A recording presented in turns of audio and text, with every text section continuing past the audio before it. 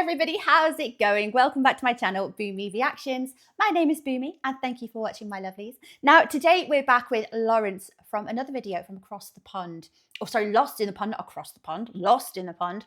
So let's check out what Lawrence is informing us about on this episode. I do love watching these videos. I find them so funny, and his sense of humor is so dry, so British.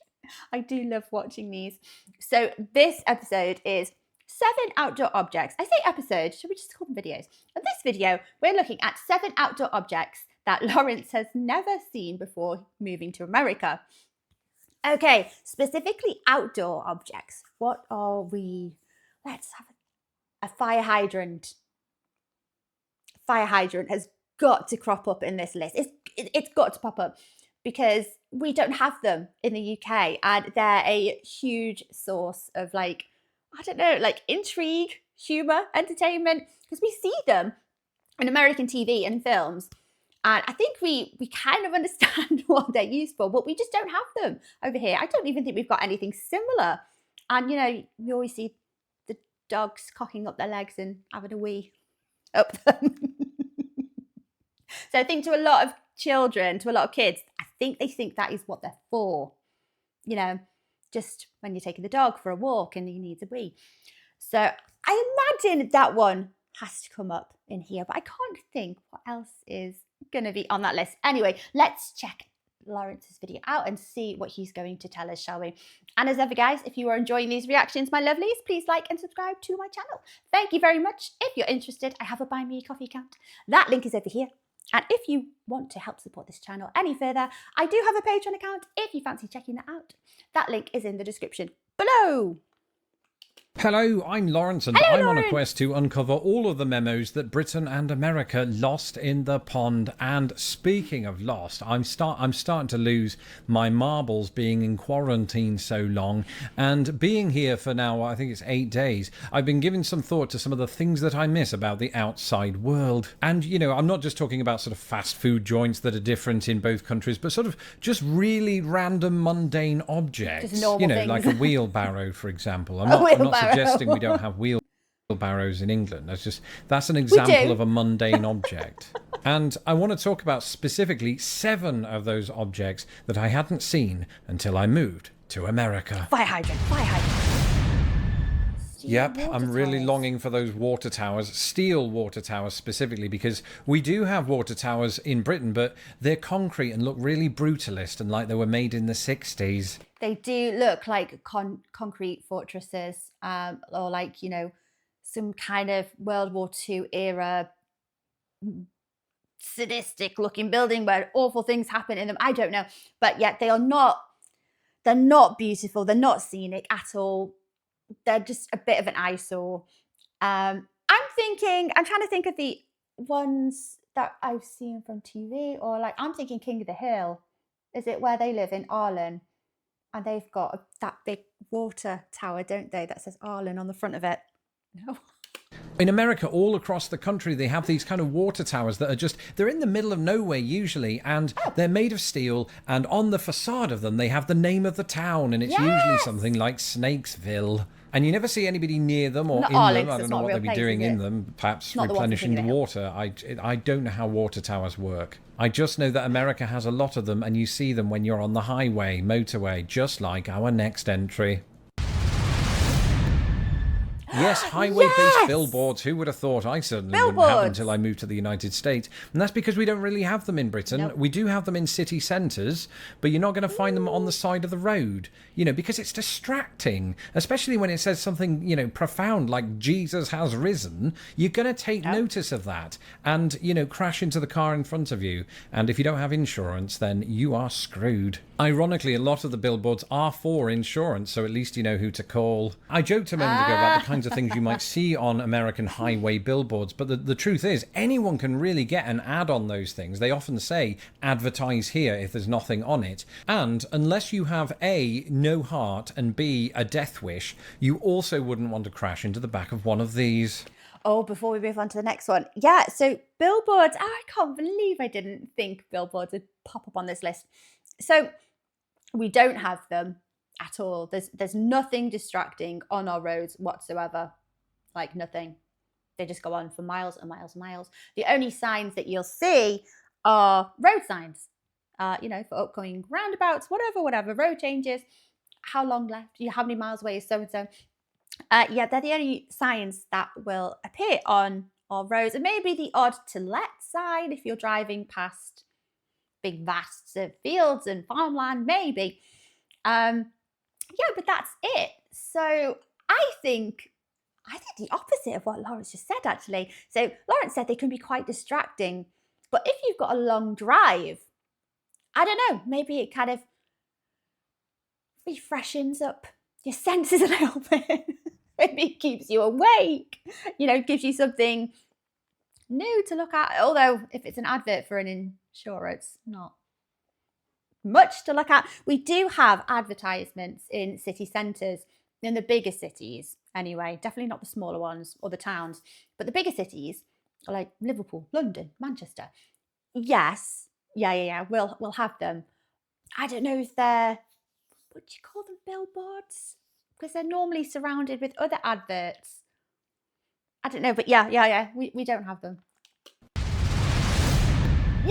Yellow school buses. I didn't grow up here as a child, so of course I never got to ride one. Probably never will, unless I become a bus driver or a parent on some sort of school trip. Do they do that? I don't know. But the fact of the matter is, growing up, I did see school buses, yellow school buses, in films like Superman and Forrest Gump. Those are just examples of films. Like the Magic School But, Bus. I didn't think they existed in real life. This was quite a revelation to me. They're everywhere. It's not just in Indiana where I lived. It's also in Chicago. It's everywhere. I mean, you do see these yellow school buses everywhere. And I recognize that the majority of my audience is American. And this is probably profoundly weird to hear somebody talk about how yellow school buses are very widespread in this country. But I don't think they're used anywhere else in the world, or at least to my knowledge. They're certainly not used in Britain. I used to get to school by jogging. That's not true. I did take the bus, but it was one of those sort of stagecoach buses, double-decker. So I got to sit on top, not at the back with the cool kids, at the front actually. And but they weren't yellow. And as you can see, I like yellow. I'm wearing this in solidarity with the school children. I'm not. It's the first thing I found in my wardrobe. I'd be lying if I said that yellow school buses were the only outdoor object that I learned through the films. That also applies to our next entry. Oh, before we're moving on to the next one, the yellow school bus, it must, like Lawrence said, it must be so bizarre hearing that it excites other people from outside the US. And I think it's mainly because we see it on TV and films growing up, very much like I did, watching the Magic School Bus as a child. Yes.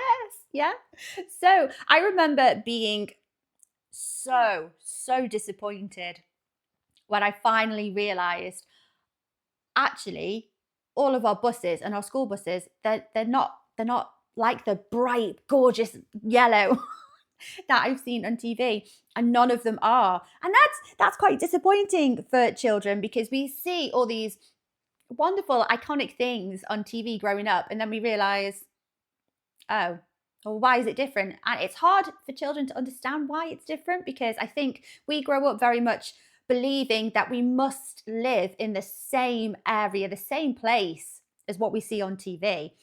And the realisation that actually, no, that's thousands of miles away, and you have to go to school on a really dull, boring stagecoach bus.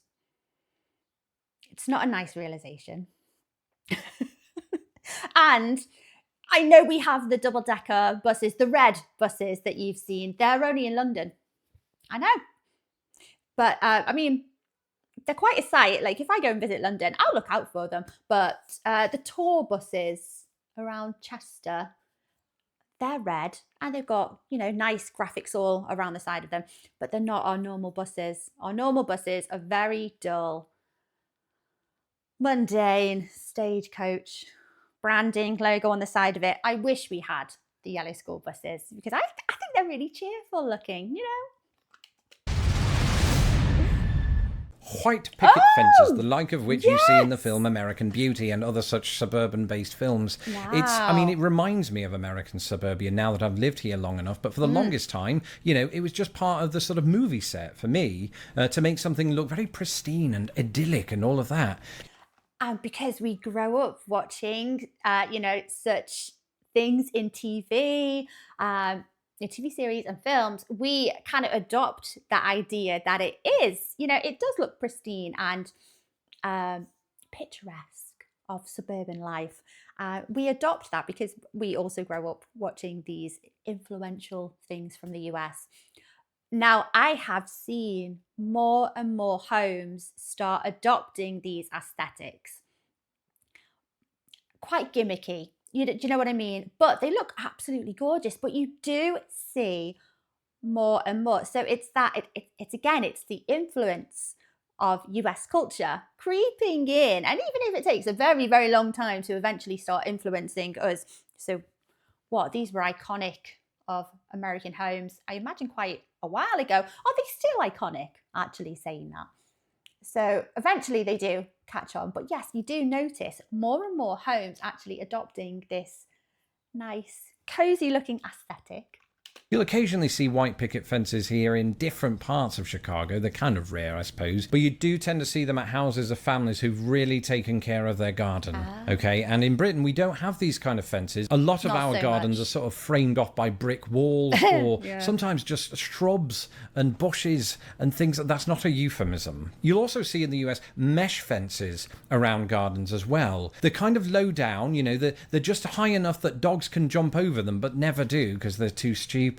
And they seem like they're there to just sort of stop people from breaking in, especially those fences that have "Beware of the Dog" on the side. Now, please, America or anyone watching this, don't take this as a green light to think you can go and burgle people's houses in Britain. They still have security measures and fences too. I'm underplaying it, but we don't have white picket fences. No, they're definitely more of an aesthetic, I'd say, which, like I say, it's catching on. You do see the odd one, but it purely is aesthetic purposes, and they look gorgeous.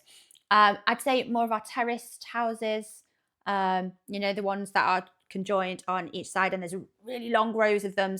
They're more town centre, city centre living, and they tend to have their gardens, sealed off with brick walls. Most houses out in the suburbs we do have fences. They might be concrete posted, or composite are more popular these days. A little bit more expensive, a bit more fancy. Also don't have these. Allow me to clarify, our houses do have mailboxes in the United Kingdom, except our mail doesn't go into a mailbox, it goes into a letterbox, and our mail's called the post. I hope that was clear. And those letterboxes are usually on the front door, right? So letterman, unless or you have a postman, dog. that's Letterman is a chat show host. Postman, post women, post people, right? They have to go right up to the door and become intimate with your house. Not so in the United States, or at least not always. You will have those kind of houses where just in front of their garden or yard, they'll have a mailbox that's sticking on kind of a pole, and there's just this tube, I suppose, a metal tube into which you put things, and then people have to go out and get it. I suppose it does promote exercise, which is needed in these quarantine days. We just don't want to come into contact with the post people or mail people. It doesn't matter what you call them; they're the same entity. Well, the different people. You get the point, basically. Don't touch the post people, and if you do. Oh, everyone likes their postman, postwoman, post people. I don't actually post people. We actually have a post lady and a postman. I think they're part timers, but yes, maybe you know them on a bit more of a personal basis. Like in the UK, we don't have a post box on our door because we have Bento, who would make light work of snacking on anything that came in through that letterbox. I like the idea of the post boxes though, because that's where you put your outgoing mail. If you want to send things, don't you put it in your post and then the postman comes and collects it and takes it away? Well, we have to go and post it from the post office, which is a pain in the bum, an absolute pain in the bum. So I like your way better. Is that how it? Oh, have I got that completely wrong? So you want to send post out, you put it back in your post box, and then the postman comes, collects it and takes it. Is that right? It sounds like a much better system than ours anyway. Wash your hands for 20 seconds with soap, making sure not to get your water from one of these. I'll tell you a story. When I was 19 years old, I was a big gamer. I was well into video games, and one of the video games that I played was a little game called Die Hard with a Vengeance. Oh. And you're just swanning around New York City, I think, probably, and you can crash your car into just stuff, right? And one of those stuff was a fire hydrant. A fire hydrant, a very American-looking fire hydrant that looks like this. Yes, the They're red more one. or less cylindrical, speaking in a pitch that only dogs recognise. Like, and I only described them as that to differentiate them from fire hydrants in Britain. Fire hydrants in Britain are nowhere near as sexy, and believe me, I didn't think I'd wake up today and say that either. They're just these brutalist-looking square things with an H on them, and no, they're not for landing miniature helicopter, nor do they signify a hospital. I actually don't know what they do.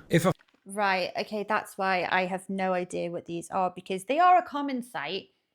They just look a bit meh, don't they? They don't draw any appeal. They don't draw an eye to them. I'm not gonna lie, as ignorant as it sounds, I have got to my age without knowing what the hell these actually are. I just assumed we didn't have fire hydrants. Fire breaks out in the middle of the road. When does that ever happen? Never. I wouldn't know what to do. Really. I don't know how to operate these things, right? Who does? The experts. Whereas American fire hydrants are absolutely gorgeous. They kind of look like elongated fireman helmets. Was that on purpose? Yeah. Again, for the benefit of the dogs. It can't have been, and I'm absolutely certain I wouldn't have made the correlation had I not been stuck in here for 8 days. I'm going mad. You know, how does the outside world look right now? Do people still have wind chimes? Do they still, do they still raise these?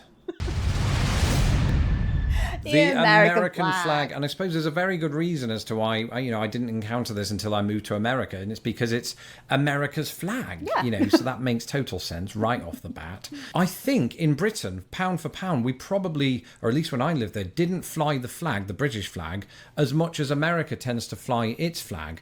It's very culturally ingrained to do that, isn't it? My in-laws do it. Everybody does it. Even educated fleas do it. That would be impossible. They don't have the strength to lift up fabric, but they're bloody smart, hence being educated. I don't know how I got sidetracked there, but yes, the US flag is absolutely everywhere. Again, this is not just something you'll see in films, and I think there's an understanding that Americans are deeply patriotic. How do you pronounce it? Let me know in the comments below. And it's not just outside of people's houses that you'll see these flags. You'll see them on the back of trucks. You'll see them hanging on sort of company buildings. Don't know why I pronounced it like that.